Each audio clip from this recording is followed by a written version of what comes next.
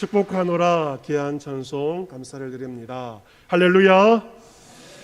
얼마나 더운 여름철입니까? 조금 전 소나기가 내릴 때 산천이 춤을 추는 것처럼 오늘 예배 중에 생수의 은혜가 여러분 가운데 임하시고 수락비와 같은 주의 은총이 함께하여서 여러분의 심령이 소생하며 생명으로 충만케 될 수 있기를 생수의 근원 대신 예수 그리스도의 이름으로 축복합니다. 아멘. 지난주 울산에는 연일 폭염특보, 폭염경보가 내려졌습니다. 지난주가 울산에도 굉장히 더운 한 주였고 여름 휴가철의 피크였던 지난 한 주였습니다. 예년에 휴가철에 되면 사람들은 일상의 긴장과 스트레스를 풀기 위해서 해외 여러 곳으로, 국내에 여러 곳으로 휴가철을 보내었습니다. 하지만 이번 휴가는 그렇지 못하였습니다. 코로나로 2년째 발이 묶이면서 휴가가 달라지게 되었고 휴가에 대한 사람들의 생각도 달라지게 되었습니다. 지난주 휴가철임에도 불구하고 울산 시민들이 울산을 떠나지 않고 여전히 도로에 차가 많이 있는 것을 보게 되었습니다. 울산 시민들이 다른 곳으로 가지 않고 많은 시민들이 집에서 휴가를 보낸 것입니다.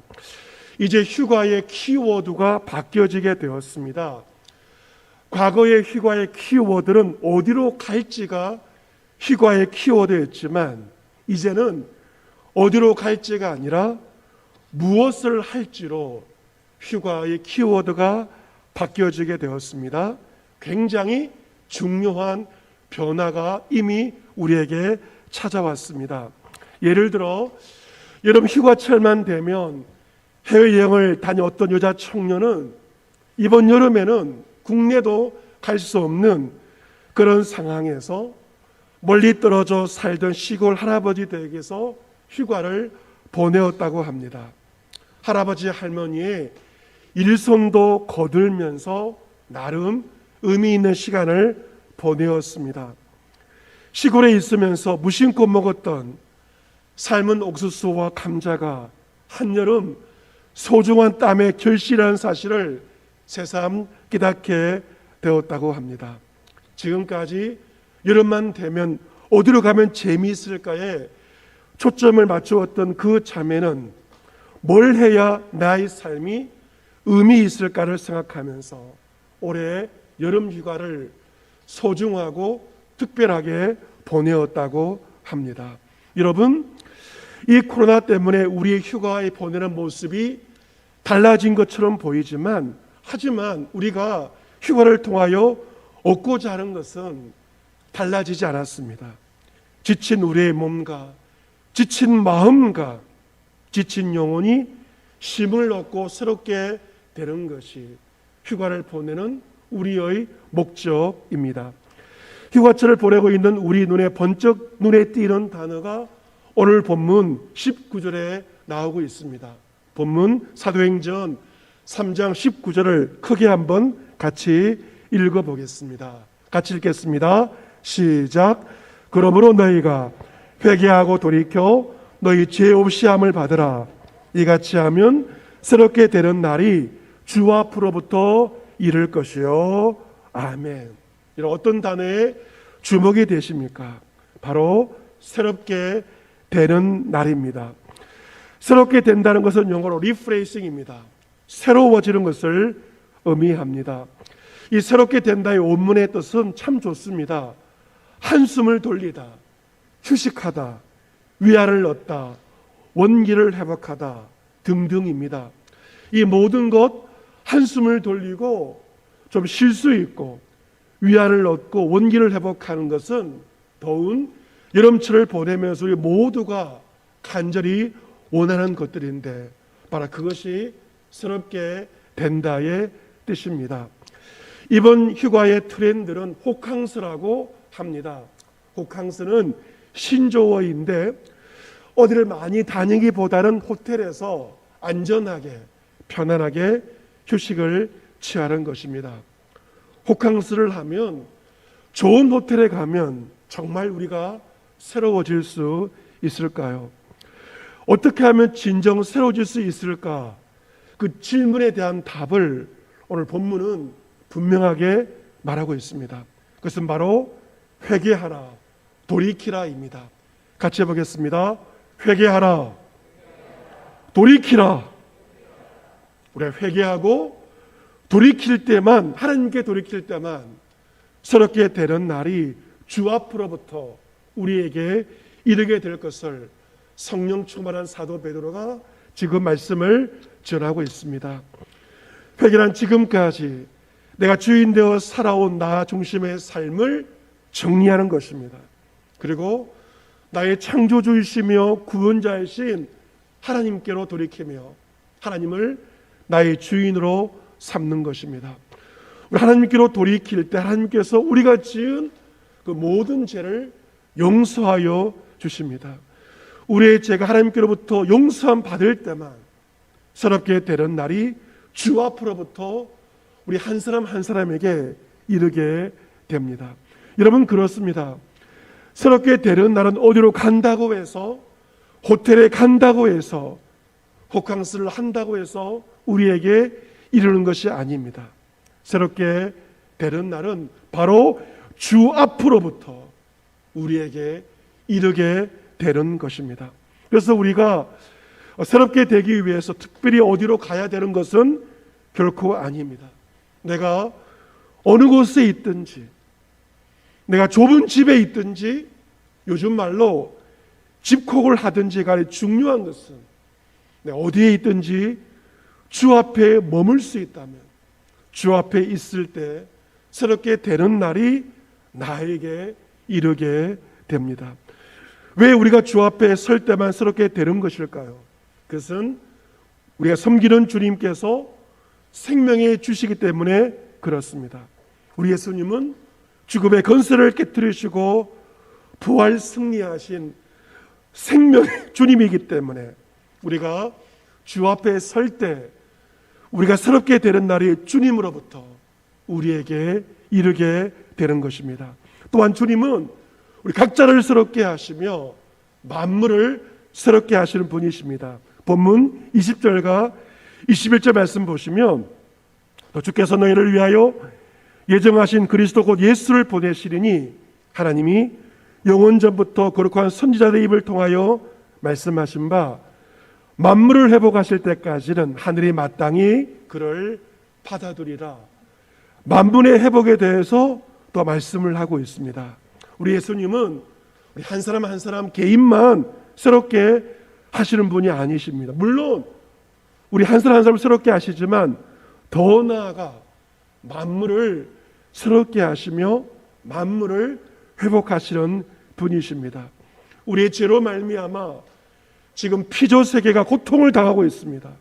하지만 예수 그리스도가 이 땅에 다시 오실 때 인간의 죄로 파괴되어진 만물을 새롭게 회복하시며 새 하늘과 새 땅으로 회복하실 것을 말씀하고 있습니다.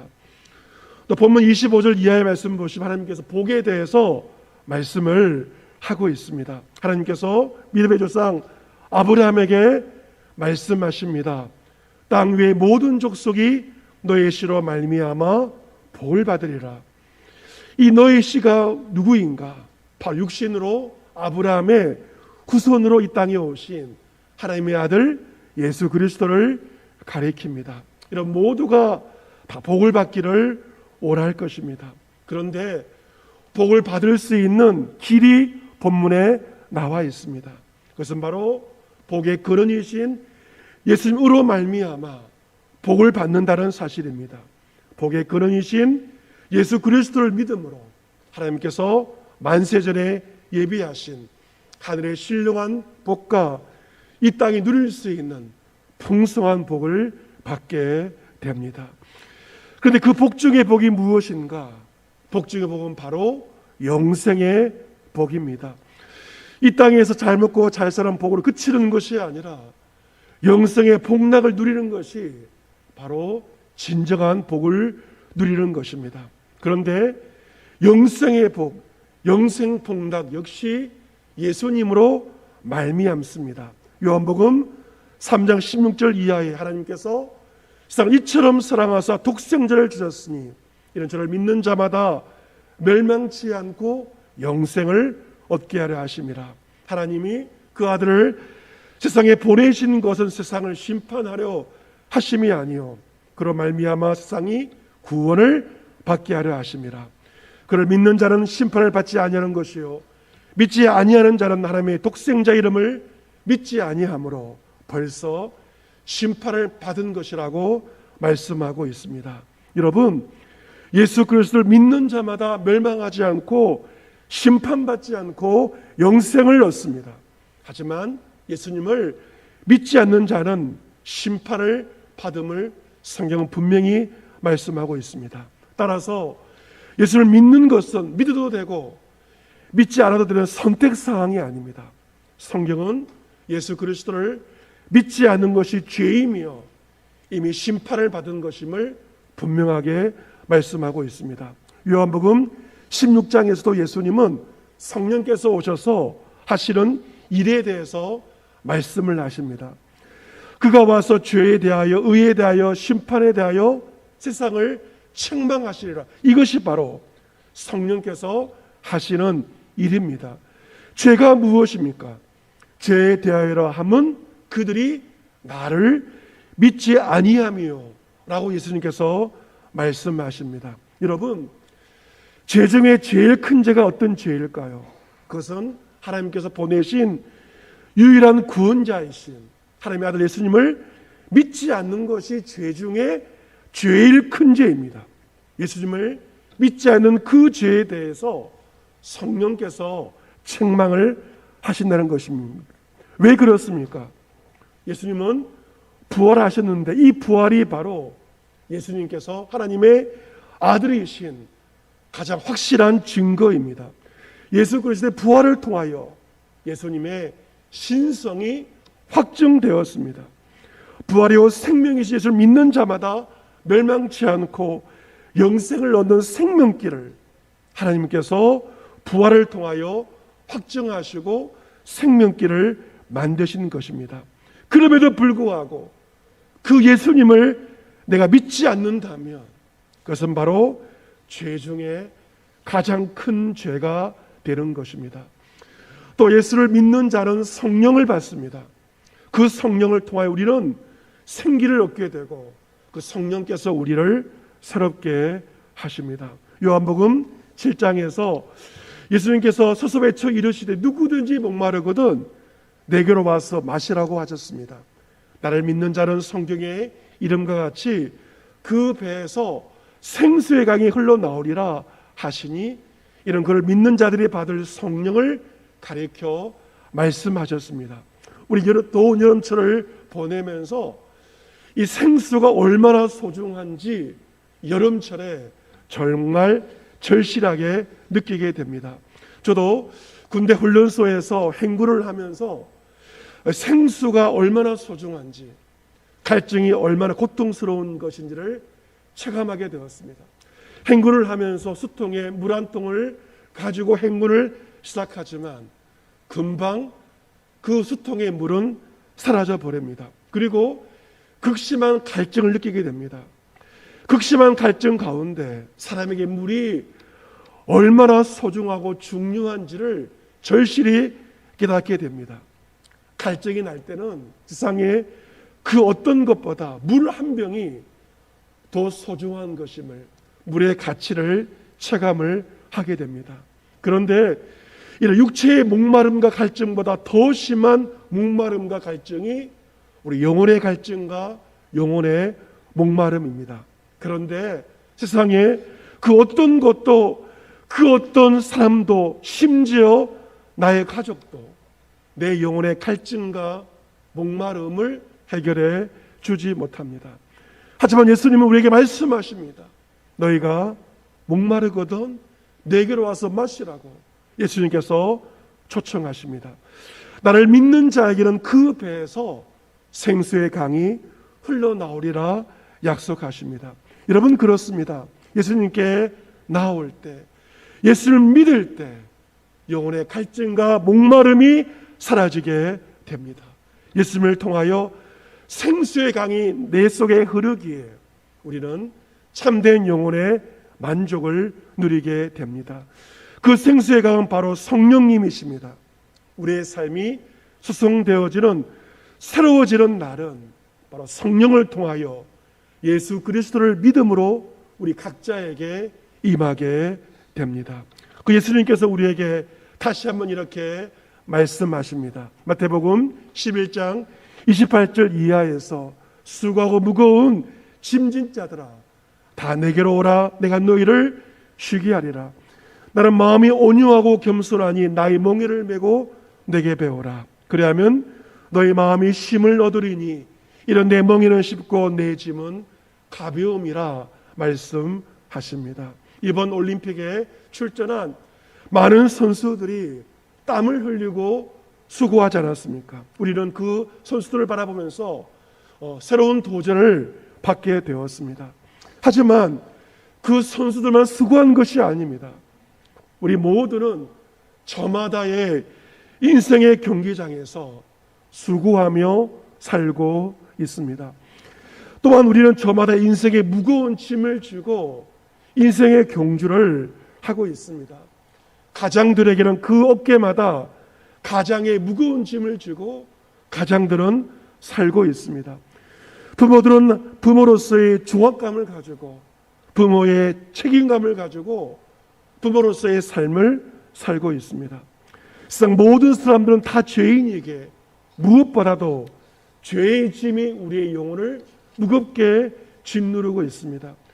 인생의 수고와 그 무거운 짐 때문에 힘들고 지칠 수밖에 없는 것이 우리 모두의 인생입니다. 그러한 우리를 향하여 우리 예수님께서 이렇게 말씀하십니다. 수고하고 무거운 짐을 진 자들아 다 내게로 오라. 내가 너희를 쉬게 하리라. 여러분, 휴가철을 보내신 분도 있고 휴가철을 준비하신 분도 계실 것입니다. 이 어려운 시국에 어디로 가려고 하지 마십시오. 무거운 짐진 자들아 다 내게로 오라. 내가 너를 쉬게 하리라 말씀하신 주님께로 나아가시기를 바랍니다. 주님께로 오르는 것만이 여러분이 쉴 수 있는 유일한 길입니다. 여러분의 모든 인생의 무거운 짐들 예수 그리스도의 십자가 앞에 다 내려놓을 때 여러분은 참된 안식을 누리게 될 것입니다.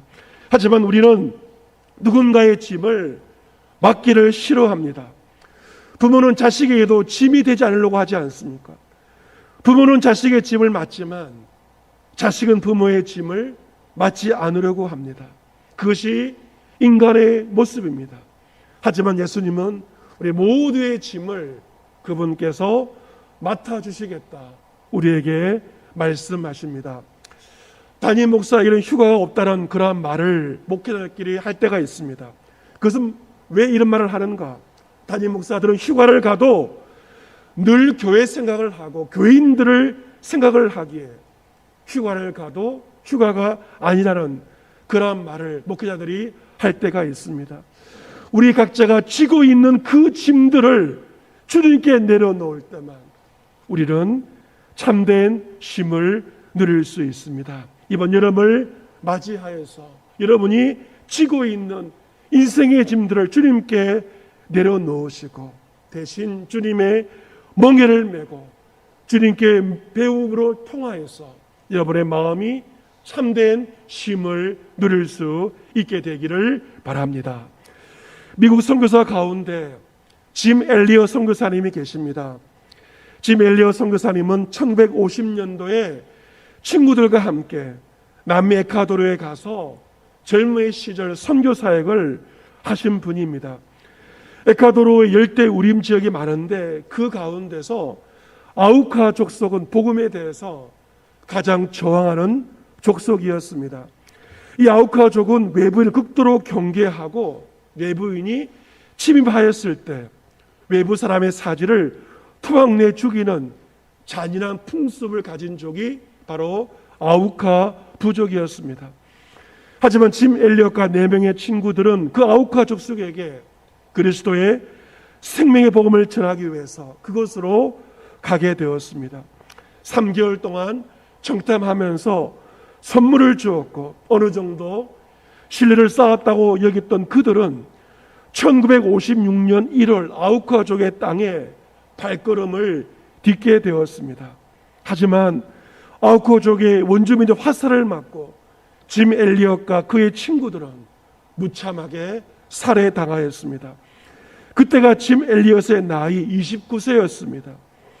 하지만 그 짐 엘리엇의 아내 엘리자베스 엘리엇은 그곳으로 가서 남편의 뒤를 이어서 그리스도의 생명의 복음을 증거하게 되었고 그 땅에 예수 그리스도의 생명의 복음이 전하여지게 되었습니다. 엘리엇과 그의 친구들이 죽은 지 36년이 지난 1992년 아우카 족속의 땅 티르라는 곳에서 시작 성경을 하나님께 봉헌하는 예배가 드려지게 되었습니다. 시작 성경이 아우카 족속의 언어로 번역되어져서 봉헌되었습니다. 그날 75명의 아우카족이 예배에 참여하게 되었습니다. 그런데 75명 중에 3명은 바로 36년 전 짐 엘리엇과 친구들을 죽였던 그 사람들이 교회 지도자가 되어서 그 예배에 참여하게 되었습니다. 짐 엘리엇은 자신의 일기에 이렇게 썼습니다. 나는 그리스도를 깊이 들이마시리라.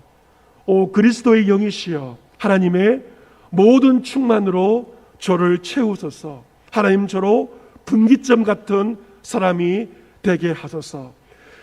저를 접하는 사람들을 결단의 기도로 이끄소서. 저를 갈림길로 삼아주사 사람들이 내 안에 있는 그리스도를 보고 예수 그리스도를 택하게 하옵소서. 그가 쓴 일기에 지금도 전해지는 유명한 그의 글이 남아 있습니다. 잃어버릴 수 없는 것을 얻기 위해 지킬 수 없는 것을 버리는 사람은 바보가 아니다.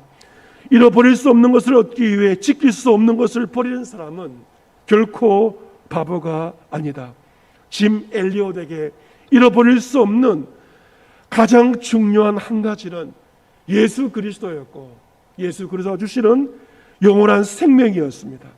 그런 영원한 생명이신 예수 그리스도를 전하기 위해 지킬 수 없는 자신의 생명까지 버리면서 순교의 제물이 되었던 것입니다. 사랑하는 성도 여러분, 코로나로 말미암아 예년과 다른 여름 휴가철을 우리가 보내고 있습니다.